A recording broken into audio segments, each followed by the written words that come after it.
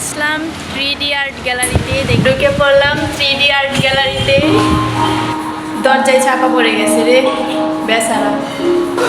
এইটা কি দিয়ে বানাইছে? এখানে কেউ আছে? কি ভয়ঙ্কর জায়গা।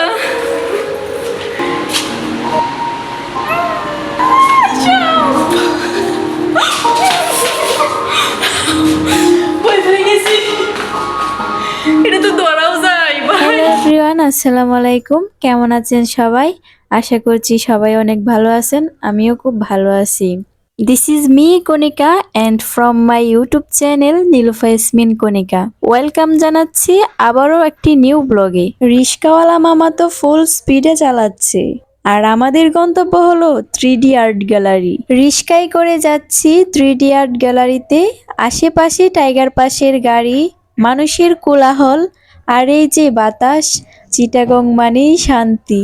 অন্য গাড়িতে চড়েও কিন্তু 3D আর্ট গ্যালারিতে যাওয়া যাইতো, কিন্তু রিস্কায় বসে আশেপাশে আবহাওয়া আর আশেপাশের বাতাস উপভোগ করে যাওয়ার মজাই আলাদা। রিস্কার টুংটাং শব্দ, আশেপাশের সবুজ ঘাস আর মন বড় আনন্দ। 3D আর্ট গ্যালারির পথে আমরা।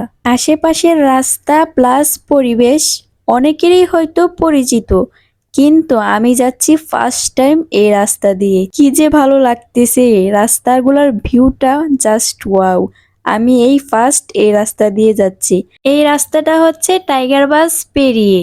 আচ্ছা, আপনার কি এই রাস্তা দিয়ে কোনো সময় যাওয়া আসা হয়েছে? রাস্তাগুলোর ভিউটা কেমন জাস্ট একবার কমেন্ট করে জানিয়ে যাবেন। আচ্ছা, একটা কথা বলে নি, আপনি যদি আমার চ্যানেলে নতুন হয়ে থাকেন এখনই আমার চ্যানেলটি সাবস্ক্রাইব করে ফেলুন এবং পরবর্তী ভিডিও দেখার জন্য প্রস্তুত থাকুন।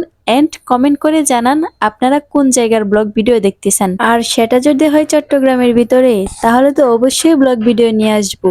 আপনারা তাড়াতাড়ি কমেন্ট করে জানান কোন জায়গার ব্লগ ভিডিও দেখতে চাচ্ছেন। ওকে, আজকে আমাদের গন্তব্য হচ্ছে জেলা শিল্পকলা একাডেমির পাশে যে ভবনটি আছে 3D আর্ট গ্যালারি নামে। আজকে আমরা সেই ভবনটি ভিজিট করব। তো আপনারা আমার সাথেই থাকুন এন্ড পুরো ব্লগটা দেখতেই থাকুন। রিস্কায় চড়ে যাচ্ছে এন্ড ভিডিওটা লং করতেছি, কারণ একটাই, যাতে আপনারা আশেপাশের পরিবেশটা দেখে হলেও বুঝতে পারেন আমি কোন রাস্তা দিয়ে যাচ্ছি আর কিভাবে যাচ্ছি। নেক্সট টাইম আপনিও যদি যেতে চান, তাহলে আপনার যাতে যাইতে কোনো প্রবলেম বা অসুবিধা না হয়, সেজন্যই কিন্তু ভিডিওটা লং করা আর আশেপাশের পরিবেশগুলা দেখানো। আর আমি কিন্তু ফার্স্ট টাইম যাচ্ছি, আর কখনো এই রাস্তা দিয়ে আমার আসা যাওয়া হয় নাই। তারপরও আমার কোনো প্রবলেম হচ্ছে না, কারণ আমি টাইগার বাস নেমে তারপর হচ্ছে রিস্কাওয়ালা মামাকে বললাম যে আমি জেলা শিল্পকলা একাডেমি যাব। উনি আমাকে জেলা শিল্পকলা একাডেমি নিয়ে যাচ্ছে। আর আমি তো আগে থেকেই জানি যে জেলা শিল্পকলা একাডেমির পাশে যে ভবনটা আছে সেটাই হচ্ছে 3D আর্ট গ্যালারি। এই তো আমি চলে আসলাম 3D আর্ট গ্যালারিতে। হ্যালো গাইস, ফাইনালি চলে আসলাম 3D আর্ট গ্যালারিতে। দেখতেই পাচ্ছেন আয়শা দুইটা টিকিটও নিয়ে নিছি। না, এটা আসার টাইমে নিব। এখানে বসার জায়গা জাস্ট ওয়াও, আপনারাও আসবেন।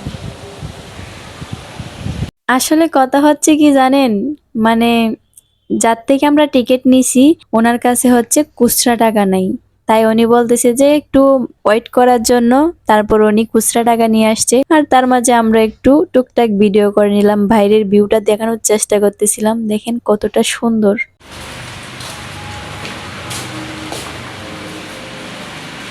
ফাইনালি গাইস ঢুকে পড়লাম 3D আর্ট গ্যালারিতে।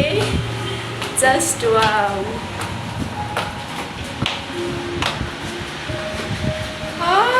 এটা কি?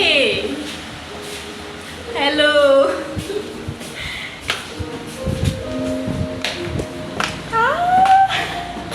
Guys just wow.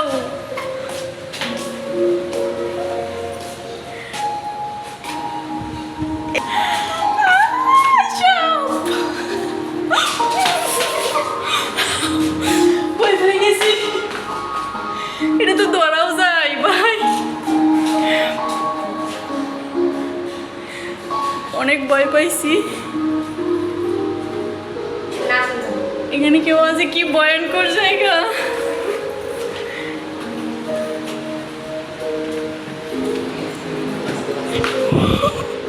ভয় পেয়ে গেছি।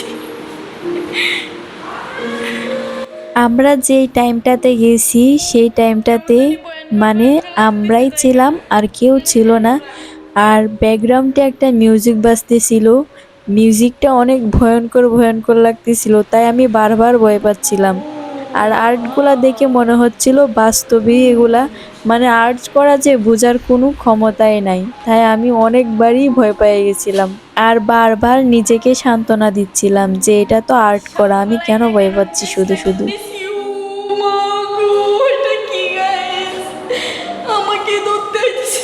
ও বাবা, এটা কি সিরিয়াসলি ভূত আফু?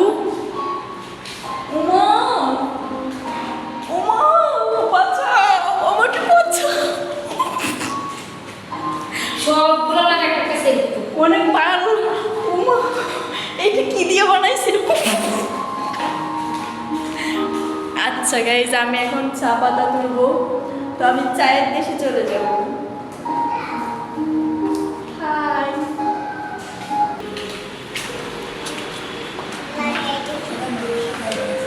ওয়াও, এটা হচ্ছে একটা সুন্দর, এটা কোন রুমে ঢুকে পড়লাম ভাই? এখানে তো হারমোনিয়াম আছে ভাই, সব কিছু।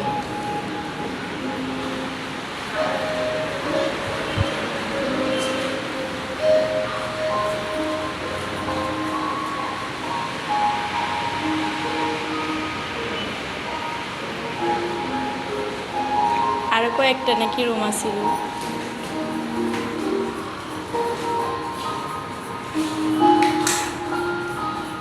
এটা কি দরজায় চাপা পড়ে গেছে রে বেচারা।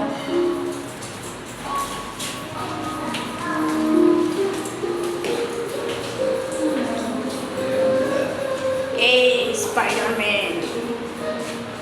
ব্লগটা অনেক বড় হয়ে যাচ্ছে, তাই অনেকগুলা ক্লিপ আছে যেগুলা এটাতে অ্যাড করতে পারি নাই। আপনারা যদি বাকি ক্লিপগুলা দেখতে চান তাহলে আমার পেজটা ভিজিট করতে পারেন, from my page Nilufa Yasmin Kanika. আজকের ব্লগটা কার কাছে কেমন লাগছে কমেন্টে জানাবেন। আজকের মতো এ পর্যন্তই, ভালো থাকবেন, সুস্থ থাকবেন, আল্লাহ হাফেজ।